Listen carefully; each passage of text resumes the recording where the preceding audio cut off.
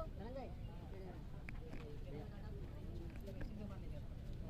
Minute कहाँ तक तो यहाँ तक आगे बढ़िए आगे ऐसे करोगे तो होगा। ऐसे मत करो, सब लोग एक बार आ जाइए, ऐसे मत करो। सजन तो हाथ पीछे करो, ए सजन हाथ पीछे करो। हां जोड़ में आइए ना सब। चलो नीचे करो। चलिए सर, परिजन से आए हैं मिलने के लिए। परिजन से मिलने आए क्योंकि बिहार में एक ऐसी घटना घटी जिसने बिहार और बिहारियों को देश भर के सामने शर्मसार करने का काम किया।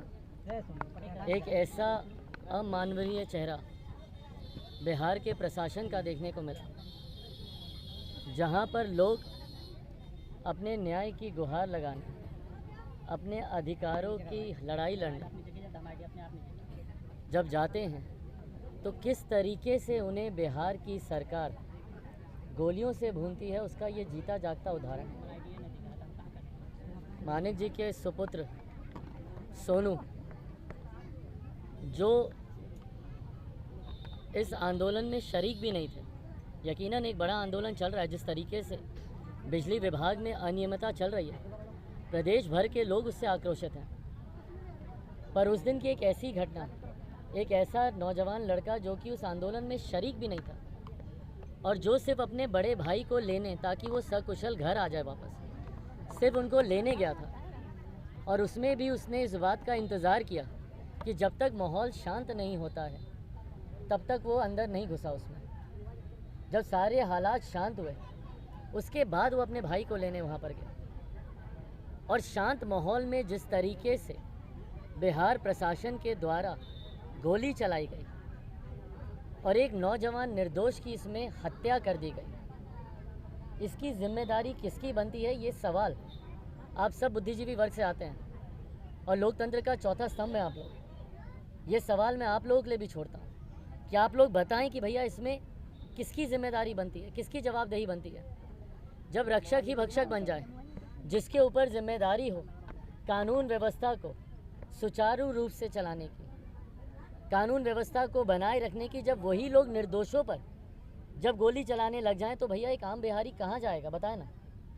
और इसीलिए ये सवाल मुख्यमंत्री नीतीश कुमार जी से भी बनता है, क्योंकि मुख्यमंत्री होने के साथ साथ हमारे प्रदेश के वो गृह मंत्री भी हैं। जवाब दें मुख्यमंत्री नीतीश कुमार जी कि आपके प्रशासन के लोगों को किसने अधिकार दिया कि आप निर्दोषों पे आप गोली चलाएं। बार बार आप 90 के दशक को याद दिलाते थे और कहते थे कि भैया जंगल राज था। आज उसी जंगल राज के साथ आपने हाथ मिला लिया और बिहार में एक महाजंगल राज ऐसा कायम किया है जहां पर अब तो निर्दोषों के ऊपर गोलियां चलने लग गई। इस सरकार के पास है समाधान किसी समस्या का? छात्र सड़क पर उतरते हैं तो लाठी चलाई जाती है, शिक्षक उतरते हैं तो लाठी चलाई जाती है, अभ्यर्थी उतरते हैं तो लाठी चलाई जाती है, किसान सलाहकार उतरते हैं तो लाठी चलाई जाती है। अलग अलग वर्ग के लोग, पासी समाज के लोग, अलग अलग वर्ग के लोग जब अपने अधिकारों के लिए सड़क पर उतरते हैं तो लाठी चलाई जाती है। और अब हद इस बात की हो गई कि लाठी के साथ साथ आप गोली भी चला रहे हैं। ये गोली लाठी की सरकार जो बिहार में मुख्यमंत्री नीतीश कुमार जी के नेतृत्व में बन चुकी है, तो भाई मुख्यमंत्री बता देना, अगर यही इनकी न्याय की प्रक्रिया है तो कानून की सारी धाराएं बिहार से समाप्त कर देनी चाहिए, आईपीसी की सारी धाराएं समाप्त कर दें। सिर्फ एक नीतीश राज यहाँ पे चलेगा और नीतीश राज के तहत आप पर लाठियाँ चलाई जाएंगी और उसके बाद भी अगर आम बिहारी खामोश नहीं हुए तो उनके ऊपर गोली चलाकर उनकी हत्या कर दी जाएगी। बताइए, सीधा यहाँ कपार में गोली मारी गई है। कौन सी कानून की धारा बोलता है कि भैया आप इस तरीके से आप कपार में आप गोली चलाएंगे? बहुत अगर अराजकता की परिस्थिति भी है, इनके लिए भी भैया नियम बने हुए हैं। बहुत अराजकता की स्थिति है, लाठीचार्ज ये लोग करते हैं, कितने लोगों के सर फोड़ते हैं, कंधे टूटते हैं। लाठीचार्ज में भी कमर से नीचे लाठी चलाने का।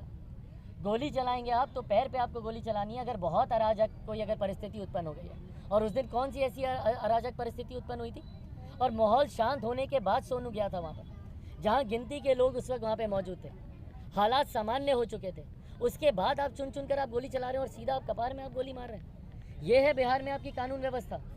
इसको आप बोलेंगे कि भैया आप जंगल राज का विकल्प बनकर आए थे?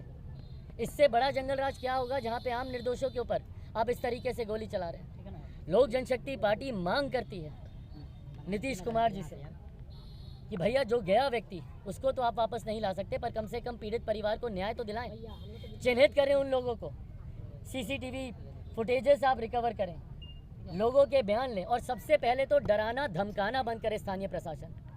ये लिखित रूप में मैं मुख्यमंत्री जी से शिकायत करूंगा और स्थानीय एसपी महोदय से भी मैं मांग करता हूं कि आपके प्रशासन के लोग जो परिवार को डराने धमकाने का काम कर रहे हैं, अगर परिवार के किसी भी सदस्य पे कोई आँच आई इसके बाद तो उसका सीधा जिम्मेदार यहाँ का स्थानीय प्रशासन होगा। और एक एक आदमी का नाम लिखकर मैं मुख्यमंत्री नीतीश कुमार जी के पास भी मैं दूंगा, क्योंकि प्रदेश के गृह मंत्री हैं। और साथ ही में मैं केंद्र सरकार, केंद्रीय गृह मंत्री आदरणीय अमित शाह जी से भी लिखित रूप में हम लोग मांग करेंगे कि इस घटना की उच्च स्तरीय जाँच कराएं, संभव हो तो CBI से जाँच करवाई जाए। मुख्यमंत्री नीतीश कुमार जी से भी ये मांग करते हैं कि CBI जांच की सिफारिश मुख्यमंत्री नीतीश कुमार करें, क्योंकि भैया प्रशासन पे भरोसा नहीं है, इनको अपने ही लोगों पे कार्रवाई करनी है। तो कैसे निष्पक्ष ये कार्रवाई करेंगे? हम समाप्त कर लें बस 1 मिनट। कैसे ये लोग निष्पक्ष कार्रवाई करेंगे? इनको अपने गिरेबान में ही इनको कार्रवाई करनी है, अपने ही लोगों के ऊपर इनको कार्रवाई करनी है। तो ऐसे में कैसे निष्पक्ष जाँच होगी? इसीलिए ये मांग लोक जनशक्ति पार्टी रामविलास करती है कि मुख्यमंत्री नीतीश कुमार जी CBI जाँच की सिफारिश करें। केंद्र सरकार से भी मैं यह आग्रह करूंगा कि स्वतः इसकी जांच करवाएं, उस स्तरीय इस पे जांच हो और जितने भी दोषी अधिकारी हैं सख्त से सख्त कार्रवाई उन लोगों पर होनी चाहिए। घर का कमाने खाने वाला व्यक्ति जो आने वाले समय में इस परिवार के बुढ़ापे का सहारा बनता, वो परिवार का सदस्य क्या है, उचित मुआवजा परिवार को मिले। भाई कोई झांकने तक नहीं आया यहाँ पे। ये जिम्मेदारी है स्थानीय प्रशासन के लोगों की। कहाँ है भैया DM SP यहाँ के? क्यों नहीं आते वो परिवार के लोगों से मिलने? ये उंगली उन्हीं के ही प्रशासन के लोगों के ऊपर उठ रही है। तो क्यों मौन है यहाँ के लोग, यहाँ के प्रशासन के लोग क्यों खामोश है भैया? किस बात का डर है उन लोगों को आने से? और उन लोगों के नाम लिखित रूप में जाएंगे। और अगर राज्य सरकार अगर इस पर नहीं जागी तो केंद्र सरकार से भी हम लोग आग्रह करेंगे कि इसकी जाँच हो। इसके अलावा आप लोग के कोई सवाल हो तो पूछें। बारसोई प्रशासन ने जो फुटेज जारी किया है, हाँ, यहाँ पे वीडियो जो जारी किया है, उस वीडियो के बारे में आप क्या कहना चाहेंगे? वो तो पल्ला झाड़ रही है भाई प्रशासन स्वाभाविक है। हम लोग CBI जांच की बात कर रहे हैं भैया? प्रशासन तो सिलेक्टिव फुटेज रिलीज करेगी ना। ऐसे फुटेजेस ये लोग रिलीज करेंगे जहाँ पे अपने आप को ये लोग निर्दोष बता सकें। कैसे ये लोग बताएंगे कि भैया हम लोग दोषी हैं? पर गोली तो चली ना, और गोली लगी। किस नियम के तहत ये गोली चलाई गई? कैसे आपने एक निर्दोष की आपने जान ले ली? जो व्यक्ति जो आंदोलन में था भी नहीं उसकी आपने जान ले ली, तो किसी ने तो उसकी हत्या की है ना। तो उसको चुना जाएगा कि नहीं चुना जाएगा? चिन्हित किया जाएगा कि नहीं किया जाएगा?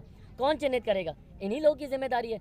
तो फुटेजेस निकाल के, सेलेक्टिव फुटेजेस दिखा के अगर प्रशासन सोच रहा है कि वो अपना पल्ला झाड़ लेगा, अपनी जिम्मेदारी से वो उसको दूर कर देगा, तो ये होने नहीं वाला। जवाबदेही इसी प्रशासन की बनती है। अपराध मुक्त बारसोई और बिहार बनाने के लिए लोक जनशक्ति पार्टी क्या आगे कदम उठा रही है? भाई सबसे पहले तो इसमें पूरे प्रदेश की जनता को एकजुट होना है, और जो एकजुट हो रही है, क्योंकि मुख्यमंत्री नीतीश कुमार जी से अब बिहार संभलता नहीं है। गृह मंत्री होने के नाते सबसे ज़्यादा अगर कोई नाकामयाब अगर कोई गृह मंत्री प्रदेश में रहा है तो मुख्यमंत्री नीतीश कुमार जी है। 90 का दशक, भैया हम लोग की उम्र, सोनू को पता है कि भाई 90 का दशक कैसा था? नहीं था। सोनू ने तो आज का दशक देखा ना, कि भैया आज की तारीख में मुख्यमंत्री नीतीश कुमार जी के रहते हुए कैसे प्रशासन के लोग ही हत्यारे बने फिर रहे हैं। तो इससे बड़ा जंगल राज क्या होगा? तो ऐसे में प्रदेश की जनता का विश्वास मुख्यमंत्री जी से उठ चुका है। यही कारण है भैया 2020 में तीसरे नंबर की पार्टी मुख्यमंत्री जी को बना दिया था। प्रशासन, बिहार की जनता ने किसी को भी चुना, पर मुख्यमंत्री नीतीश कुमार जी को अपना नेता नहीं माना था। दूसरे की बैसाखी के सहारे पे ये मुख्यमंत्री बने हुए हैं। आने वाले समय में मुख्यमंत्री नीतीश कुमार जी का बिहार की सत्ता से जाना बिहार की सुरक्षा के लिए, बिहार में कानून व्यवस्था के बनाए रखने के लिए बहुत ज़रूरी है। धन्यवाद। एक सवाल हटके है सर। राहुल के पक्ष में वो न्यायालय का फैसला आया, वो लालू से मिले और ऐसा बताया जाता है कि वो